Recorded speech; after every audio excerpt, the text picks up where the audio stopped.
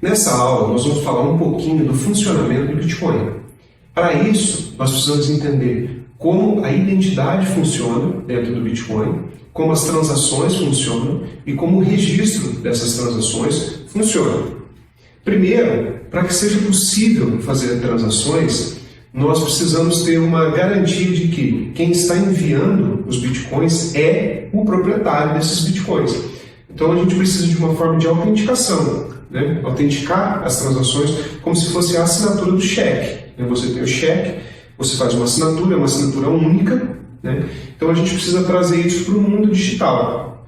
A gente precisa também garantir que essa assinatura não seja falsificada, ou seja, garantir a integridade do sistema, garantir que só o proprietário possa ter acesso a esses bitcoins e enviar esses bitcoins para quem ele bem entender.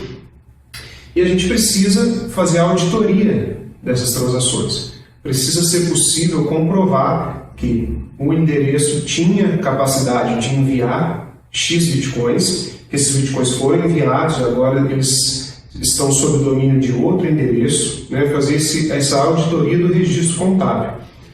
Tudo isso é possível no Bitcoin com as chaves. O Bitcoin trabalha com chave privada e chave pública. A gente vai estudar um pouco mais a fundo isso posteriormente, mas só fazendo uma analogia, é como se a chave privada fosse a sua senha do e-mail e a chave pública fosse o seu endereço de e-mail. Ou seja, o seu endereço de e-mail, a sua chave pública, você envia, você compartilha com a comunidade para que as pessoas possam te enviar um e-mail, te enviar informação.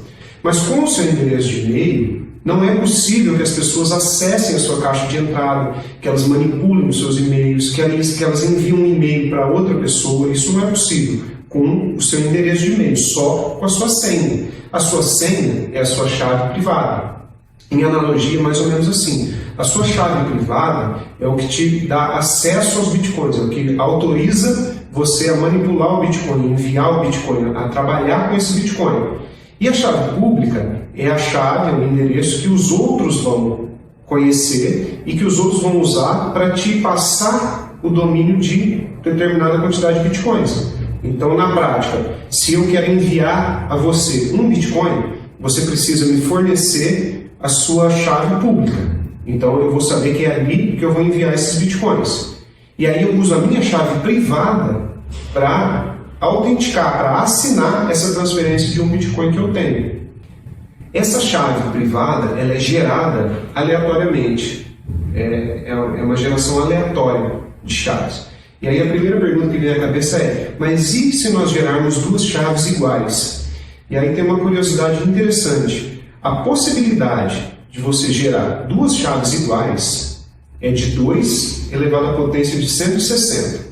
Só para figurar isso num ambiente que a gente consegue compreender melhor, todos os grãos de areia da Terra, todos eles, significam a quantidade de 2 elevado à potência de 63.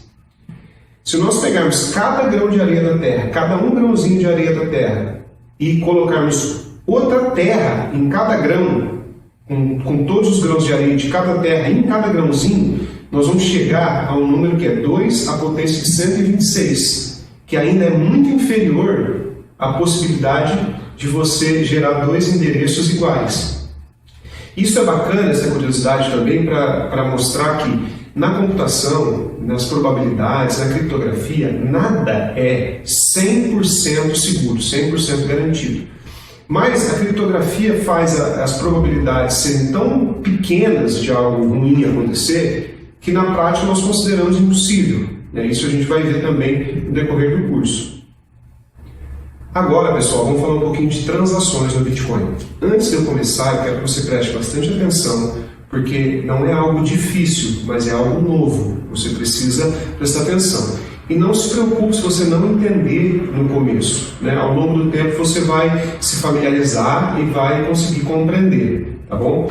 Então, nas transações do Bitcoin, o que acontece? O Bitcoin não tem uma conta bancária, cada um tem uma conta. Não é assim, eu tenho a minha conta, você abre a sua conta, a Marina abre a conta dela, e aí cada um fica enviando e recebendo Bitcoins, fazendo balanço. Ele não funciona assim. O protocolo foi feito de uma maneira diferente na parte computacional, com o objetivo de ter transações perfeitas, de não ter nenhum erro. Como é que isso funciona?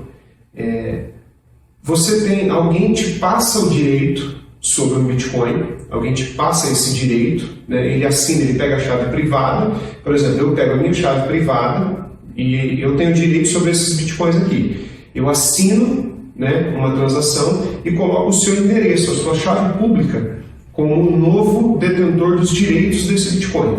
É assim que funciona. A partir daí, você que tem o direito, e assim sucessivamente. Para figurar um exemplo, é como se fossem cofrinhos com bitcoins dentro. Então, quando eu quero, na prática, eu quero enviar 10 bitcoins, né? E eu tenho um cofrinho com 25 bitcoins, é isso que eu tenho. Eu tenho que quebrar esse cofrinho, fazer um cofrinho com 10 bitcoins, que é o que eu quero enviar, fazer outro cofrinho com 15 bitcoins, que é o que eu quero que fique para mim, coloco isso dentro da transação, e aí o cofrinho de 10, eu coloco a sua chave pública nele. Agora você tem o direito sobre os 10. E nos 15 que sobraram, eu coloco a minha própria chave pública. Então é como se eu estivesse fazendo uma transação para mim mesmo. Tá? Eu vou dar mais exemplos para vocês entenderem, mas esse é o sistema adotado pelo Bitcoin, porque sempre uma transação vai ter a entrada de X bitcoins e a saída vai ser de X, exatamente. Nenhuma transação vai ter valor quebrado, sempre a entrada, a soma das entradas vai ser idêntica à soma das saídas. Isso para que a gente tenha um sistema perfeito de transações. Na tela aqui, nós temos o exemplo da Marina. A Marina quer fazer transações com o Paulo. A Marina quer enviar para o Paulo 110 bitcoins. Ela quer enviar para o Paulo 110 bitcoins. Ela precisa ter 110 ou mais bitcoins para conseguir fazer isso.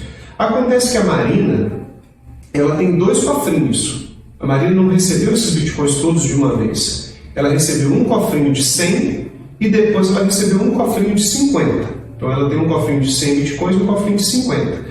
Como ela quer enviar 110, se ela colocar só o cofrinho de 100 na transação, não é suficiente. O que ela vai fazer? Na transação ela vai colocar 2 entradas. Ela vai pôr o cofrinho de 100 e o cofrinho de 50. Essas são as 2 entradas.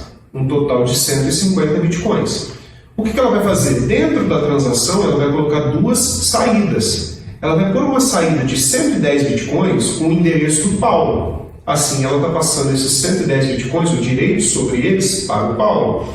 E os 40 bitcoins que sobraram, ela vai colocar na transação relacionando ao próprio endereço dela. Um outro endereço que ela tenha, ou mesmo o endereço dela. E aí ela, como se ela tivesse se dando os 40 restantes. Então a transação fica na entrada um cofrinho de 100 e um cofrinho de 50 bitcoins vindos da Marina. Ali dentro ela se quebra e monta 2 cofrinhos novos, um de 110 e um de 40. O de 110 vai para o Paulo, que é o que ela queria fazer desde o começo, e os 40 que sobraram voltam para ela. Esse é uma maneira mais simples de falar como o sistema funciona. Como o sistema do Bitcoin funciona. Ele funciona assim. Cada cofrinho desse tem um nome. Em inglês é Unspent Transaction Output. E eles fazem uma abreviação e os chamam de UTXO. Em inglês você vai escutar falar dessa maneira, que seria UTXO. Então toda vez que você ler esse termo, alguém falar sobre esse termo, né, que seria, numa tradução assim, seria resultado da transação ainda não gasto. Toda vez que você encontrar esse termo, você vai entender que UTXO é a transação que ainda não foi gasta. Quer dizer, alguém me deu o direito de gastar o Bitcoin, mas eu ainda não gastei. Então eu tenho aquele UTXO, que é o que eu vou usar para fazer as transações. São termos novos, uma estrutura nova. A princípio, algumas pessoas podem entender bem rápido e outras podem ficar, meu Deus, não entendi nada. Não entendeu nada? Assiste a aula de novo, assiste com calma, procure mais artigos para você entender melhor, né? Mas pouco a pouco a gente vai introduzindo como as coisas funcionam, né?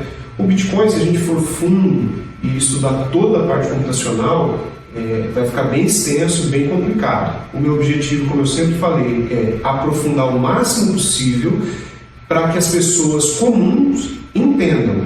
O meu objetivo é esse. Então, por isso que eu vou trabalhando, a gente entender um pouco as transações, depois a gente vai aprofundar mais ainda, né, como essas coisas funcionam, e no final você vai ter uma ideia muito boa sobre como as transações funcionam, como a blockchain do Bitcoin funciona.